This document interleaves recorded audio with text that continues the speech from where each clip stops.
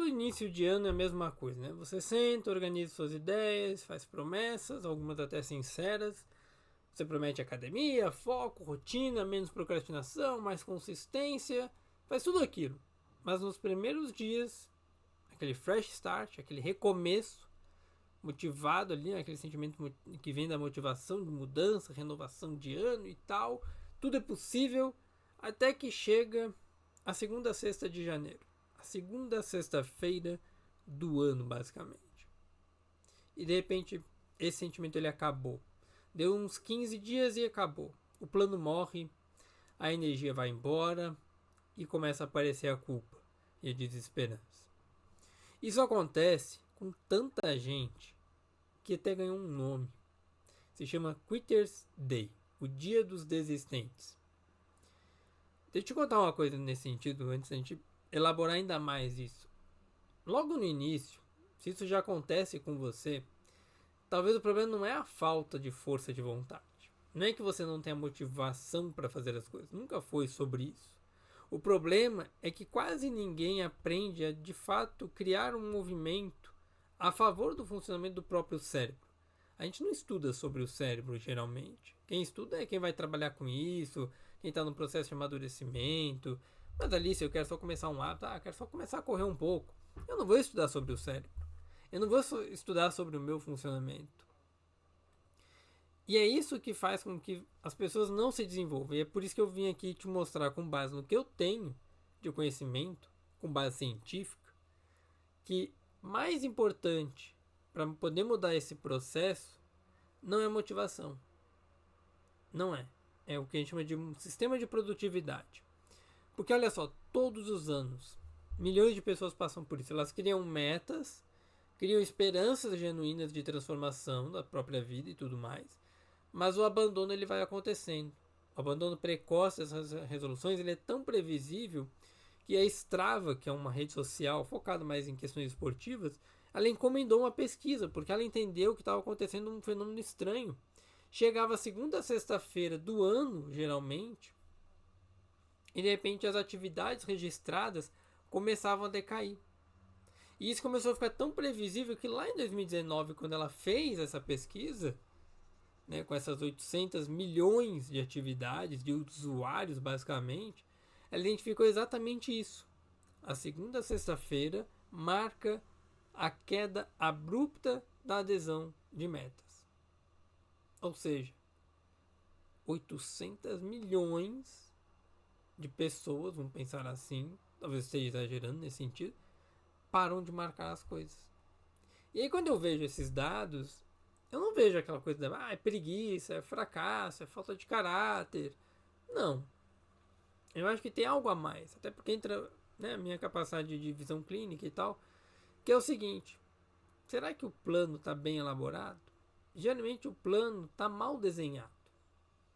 Ele não está coerente com a realidade que aquela pessoa vive. Com a realidade que aquela pessoa tem. Com as condições que ela tem. E é o que a gente vê quando a gente pesquisa sobre mudança de comportamento. Isso lá em 1988, por exemplo, com Norcross, com Bangarelli, que eles já mostravam que as pessoas fazem essas resoluções de ano novo, tal, ok. E eles acompanharam essas pessoas por uns 2 anos. E em uma semana, 77% disso ainda tentava manter aquilo ali.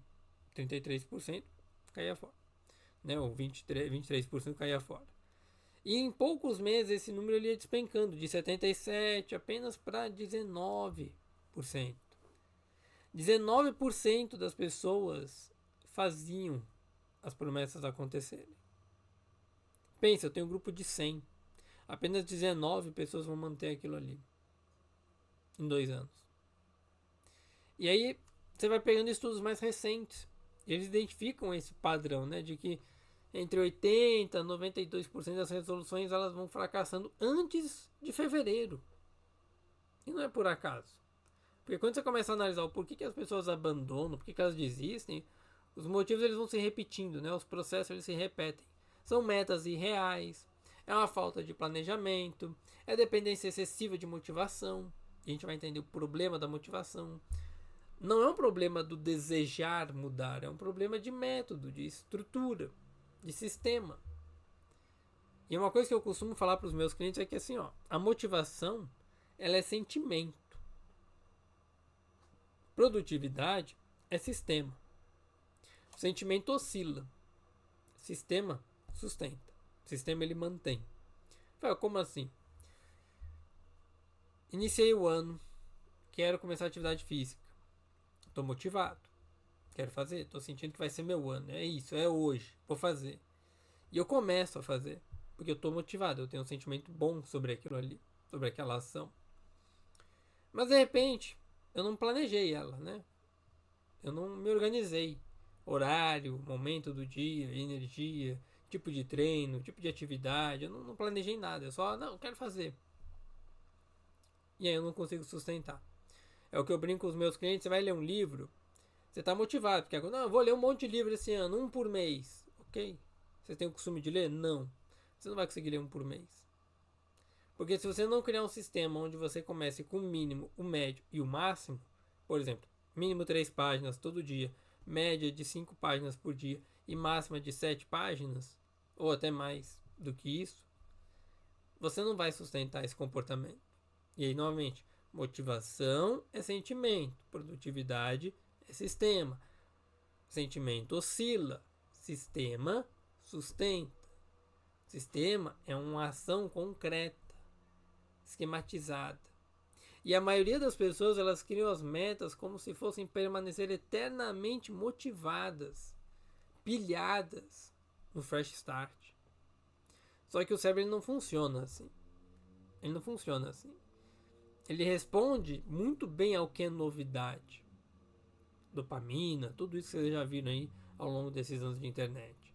E o que os pesquisadores chamam de efeito de novo começo, né, esse fresh start, é justamente isso, de eu estar pilhado a fazer as coisas. Só que no início do ano, essa dopamina ela sobe, porque a dopamina ela não tem a ver com a recompensa, ela tem a ver com a expectativa. Tá? Então a dopamina ela sobe, vem a empolgação, mas depois que eu começo a fazer o comportamento ou que eu adquiro aquele bem, a minha dopamina cai. A gente sabe hoje nos estudos que a dopamina ela é muito maior na expectativa, na antecedência de um comportamento, do que na execução ou aquisição daquilo ali que eu desejo. Então a dopamina ela cai. E isso acontece. E quando acontece, quem não construiu uma estrutura mais estruturada, mais realista, perde. E aí é tudo por água abaixo. Outra coisa que acontece é que a forma como essas metas são feitas, elas não estão bem formuladas, não estão bem desenvolvidas. E aí os objetivos ficam muito agressivos. Vou para academia todo dia, vou ler um livro por mês, não sei o que, coisa muito irreal. E começa a virar basicamente uma produção de performance, né? Eu não posso falhar. E a constância, na verdade, ela não é não falhar, ela é eu conseguir manter. Às vezes em maior dosagem, às vezes em menor. Às vezes em maior intensidade, às vezes menor. Mas eu mantenho. Um outro ponto que aparece também é que as pessoas mudam o foco. Muitas vezes. Aquela coisa de macaco fica pulando de galho em galho. Então, esse esgotamento ele vai acontecendo muito mais rápido. Porque eu tô aqui, não deu certo, vou aqui, não deu certo, vou aqui, não deu. E eu começo a fazer, é o que eu brinco com os meus clientes. Você quer testar uma coisa para ver se ela deu certo? No mínimo 2 semanas. O ideal seria pelo menos ali uns 2, 3 meses, né? Mas quer saber se aquilo é para você? 6 meses. 6 meses, do jeito que você conseguir, mas 6 meses naquela atividade. E isso a gente vê porque a ciência, de modo geral, não só a neurociência, ela é muito clara, ela é muito específica. Metas irreais aumentam drasticamente a nossa chance de abandono. Não porque a pessoa é fraca, mas porque o sistema cognitivo dela, né, o sistema orgânico, ele não consegue sustentar, ele colapsa, ele cai. Então, quando a gente pensa no Quitter's Day, não são pessoas que estão só desistindo, né? É um covarde, é um fracassado, não. São pessoas que não entenderam mais ou menos como é que funciona o próprio organismo delas. E isso acontece quando a gente vê um estudo, não vou lembrar aqui o nome do autor, que é o seguinte: a produtividade, ela não é aquela coisa de 20 dias, né? Se não se formou, o hábito não se formou em 21 dias é porque não, isso não existe. Quando você pega a psicocibernética, o autor dela, não vou lembrar o nome aqui, do livro Psicocibernética, você vai ver que existe uma extrapolação muito grande, que é o seguinte. Esse autor, ele fez uma pesquisa, se não me engano, e ele falou que pessoas que passam por uma cirurgia plástica, que passam por mudanças corporais, elas demoram até 21 dias para se perceberem naquele novo corpo, vamos pensar assim. Mas não quer dizer que é 21 dias para criar um novo comportamento. Não. É uma nova percepção. Ela demora pelo menos uns 21 dias. Pode demorar mais, obviamente. E aí, claro, o mundo pegou essa ideia, distorceu completamente, e aí começou a ideia de que a hábito é 21 dias. Não é. A hábito é muito mais tempo do que isso. Tá? Então, em média, dependendo do que a gente, né, da forma como a gente estudou e tudo, nas pesquisas, quanto tempo leva para um hábito se manter, né, se tornar habitual? Uns 2 meses e meio, 3, por aí. 66 dias, 90 dias. E às vezes é muito mais, porque depende da complexidade do comportamento, do hábito. Depende do quanto aquele comportamento está associado a coisas boas. Tá? Quando você para acreditar nessa ideia de 21 dias, por exemplo, de que já deveria estar automático, já deveria ter resolvido, e isso não acontece, surge o que a gente chama de frustração. Frustração é um sentimento negativo. E a frustração, ela mata a nossa constância. Ela mata o nosso desejo de continuidade. Então lembra sempre disso, tá? Um hábito ele não se forma em 21 dias. Ele pode demorar de 2 a 3 meses ou até mais para se manter. Então, é o que eu brinco com os meus clientes. Você quer realmente ter um hábito, um estilo de vida melhor? Não pensa na resolução disso, não pensa no resultado disso. Apenas foca no processo. Inclusive, eu vou fazer uma aula essa semana, que vai se iniciar, lá no meu Substack, só sobre como manter o foco no processo. Então é uma aula que eu vou gravar, vai ser um vídeo, vai ter o texto base ali para vocês, vai ter material para vocês poderem aplicar tudo isso. Mas lembra, focar apenas no resultado vai levar você para uma frustração. Tá? Porque entenda, perder um dia não destrói o teu hábito, perder um dia não destrói o teu processo. A perfeição não é o fator decisivo, a consistência é. E aqui a gente tem que entender o que é consistência. Eu conseguir manter sempre aquele mínimo sustentável da maneira mais fácil possível. E aí, novamente, constância eu conseguir fazer o comportamento. Ponto. Consistência é manter a intensidade do comportamento. Se eu consigo ter os dois alinhados, ou seja, eu consigo fazer o comportamento todos os dias em níveis diferentes, eu consigo manter aquilo ali. Se eu consigo manter sempre do mesmo nível, eu consigo ter mais resultado. Por isso que eu tenho um mínimo, um médio e um máximo. Porque tendo esses três, eu consigo manter a constância. Eu conseguindo fazer com pelo menos o mínimo todo dia, eu tenho a consistência. E aí você pensa, se o problema não é a força de vontade, não é a motivação, o que funciona então, Rafael? O que faz tudo isso dar certo na minha vida? O que eu posso fazer para isso aqui se desenvolver melhor? Primeiro, suas metas elas têm que ser específicas, mensuráveis, tangíveis, realistas. Aquela coisa do método SMART. Ela não pode ser uma coisa irreal. Ela tem que ser dentro da sua realidade atual. Não do seu ideal, mas do que você pode fazer hoje. Porque você vai buscar aquele ideal. O segundo é entender que a produtividade ela não nasce da sua motivação, ela nasce de um sistema. Um sistema simples e replicável, repetitível. Quando um comportamento está sendo ancorado numa coisa mais existente, né, numa rotina existente, ele exige menos energia. Então, por exemplo, eu coloco para gravar os meus vídeos sempre após algum atendimento ou antes do atendimento. Se eu vou gravar aula, é sempre no período da noite, que é quando eu tenho um pouco mais de tempo ali, então eu posso estourar o tempo sem problema. Então, eu tenho uma ancoragem para comportamentos. Se eu faço X, acontece Y. E aí você vai fazendo. Eu tenho um dia para fazer aquilo ali. E é por isso que técnicas como o empilhamento de hábitos, elas funcionam tão bem. Porque você empilhou as coisas, você tá acumulando elas. Eu estava falando isso com um cliente recente. Eu tenho livro que fica na sala. Quando minha filha está na sala e está brincando sozinha, ela não demanda da minha atenção, eu pego o livro e começo a ler um pouquinho. Um parágrafo, dois, uma página, pronto, li, marquei. Eu não estou estudando o livro, só estou lendo e fazendo minha marcação. Se eu vou estudar o livro, eu pego esse livro, depois que todo mundo foi dormir, e venho para o escritório. Ah, minha filha está no parquinho, eu estou brincando com ela. E eu estou sozinho, não levo nada. Eu levo só o celular e pelo celular, dentro das possibilidades, eu leio. Leio lá no Kindle.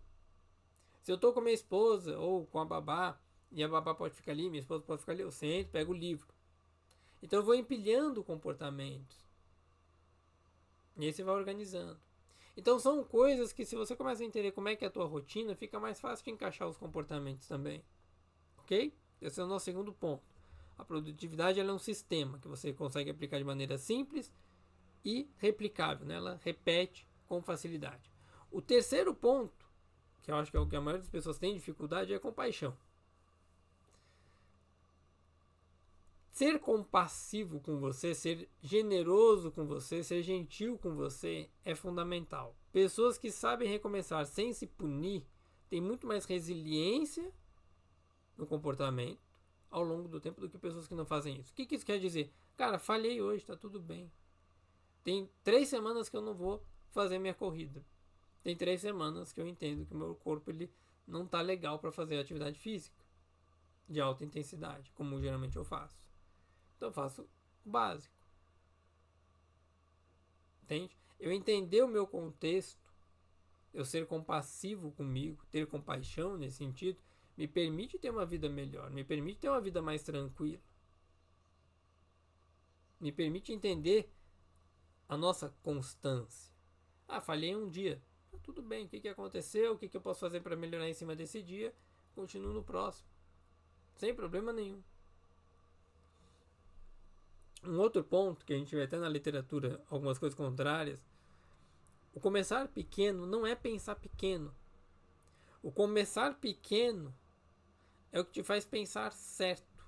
No sentido de, eu ganho tração quando eu começo com coisas pequenas. Então, se eu começo com as coisas mais simples, mais fáceis, eu estou ganhando tração, estou ganhando movimento. Pequenas vitórias constroem o nosso senso de competência. E a competência é a geração contínua. Um exemplo prático que eu dou para alguns clientes é: se você pega os jogos de antigamente, eles eram muito mais fáceis. Você começa pequeno, você vai entendendo a dinâmica do jogo e aí você vai fazendo. Ponto. Chega lá no final, putz, é difícil. O jogo que ele começa muito difícil, como um Dark Souls ou a série Souls-like de modo geral, ele faz você desistir rápido. E tudo bem, às vezes é o objetivo do jogo, ele quer essas coisas, né? Mas é isso que você tem que fazer na vida. Começar pequeno e pensando grande. Não é pensar pequeno e começar pequeno. É começa pequeno pensando grande. E vai desenvolvendo ao longo do tempo aquilo que você quer. Vai chegando próximo daquilo que você almeja. Para você ter aquela competência. Para você ter aquilo que você sente que vai fazer você evoluir.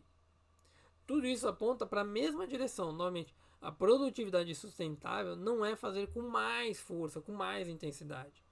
É sobre alinhar os seus ambientes, estruturar uma boa rotina, você criar decisões que funcionam mesmo quando a motivação está ausente.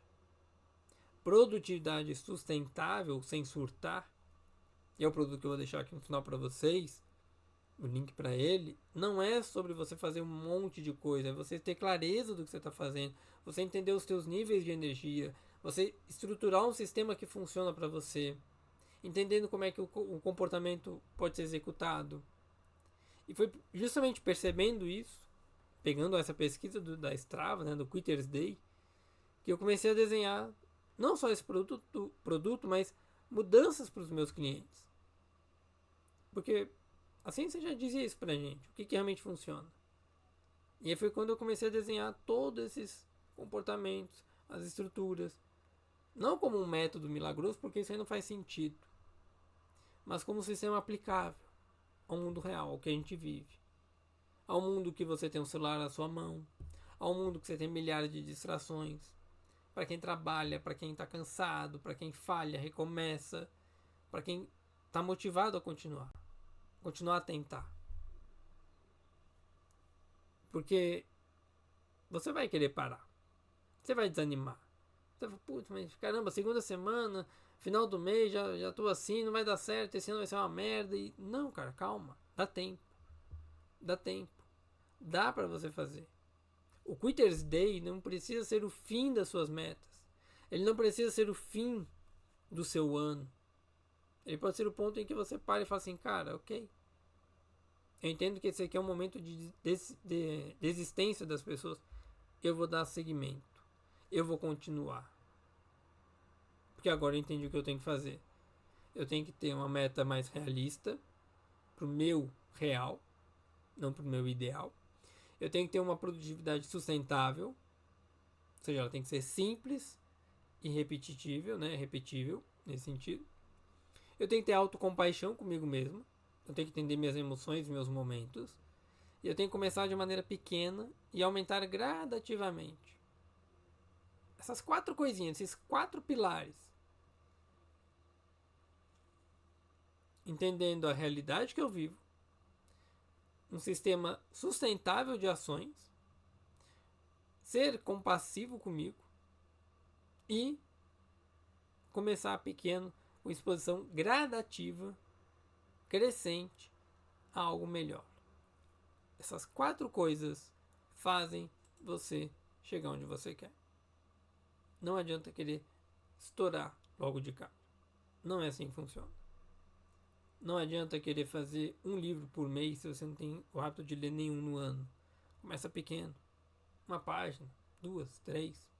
Ah, mas é pouco. Não é. Um último exemplo só pra gente fechar esse vídeo. Novamente, vou deixar o link aqui embaixo. Quem tiver interesse, entra. Não vou forçar a venda para você. Você não precisa disso. Você não é burro. Se você ler 5 páginas todos os dias, 5 páginas, você vai ler mais ou menos umas, vamos arredondar, 1.800 páginas. É um número meio quebrado. 1.800 páginas. Vamos considerar que a média de cada livro é 200 páginas. 1.800 dividido por 200 dá 9. São 9 livros no ano. É como se fosse basicamente um livro a cada 2 meses. Mais ou menos. 9 livros por ano muda a tua vida. Muda a tua forma de ver o mundo. E não importa o tipo de livro. Se você sentar, estruturar, ler com calma, com atenção, você tem ganhos. Você se desenvolve. 5 páginas por dia. Se você vai na academia, numa corrida, numa caminhada, 20 minutos todos os dias. 20 minutos. Segunda, terça, quarta, quinta, sexta, sábado, domingo. Você vai fazer uma média de 140, né? Minutos. Isso é muito tempo. A gente precisa 150, 180 minutos por semana. Ah, mas tá abaixo. Hoje tá abaixo. Na semana seguinte você coloca 25, depois 30. Pronto. Para qualidade de vida, não precisa de mais do que 3 horas, 180 minutos, para você manter uma boa qualidade de vida. E hoje você começou. Hoje você começou. Daqui a 3 meses, você vai estar mais forte. Daqui a 3 meses, 5 páginas não serão 5, serão 7. Não serão 7, serão 10. Não serão 10, serão 100. Não precisa. Mantém baixo. Mantém constante. Não precisa fazer leitura dinâmica, não precisa fazer extrapolações de treinos, não precisa nada grandioso, é só fazer dentro do mesmo ritmo, da mesma constância e consistência. E é isso que faz você evoluir. Não é a extravagância. Não é você pegar e guardar uma única vez no ano R$ 1.000 que faz você ficar rico. É guardar toda semana R$ 25, R$ 15, R$ 20, R$ 100 que seja. Todo mês guardar uma quantia. É isso que cria sua mentalidade financeira para prosperidade. Estudar 5 páginas todo dia. É isso que mantém você no aprendizado contínuo. Fazer 20 minutos de atividade física, 20 a 30 minutos. É isso que mantém você com o corpo saudável, disposto, com energia. Pouquinho todo dia é melhor do que muito uma vez na semana ou poucos dias. Pensa nisso.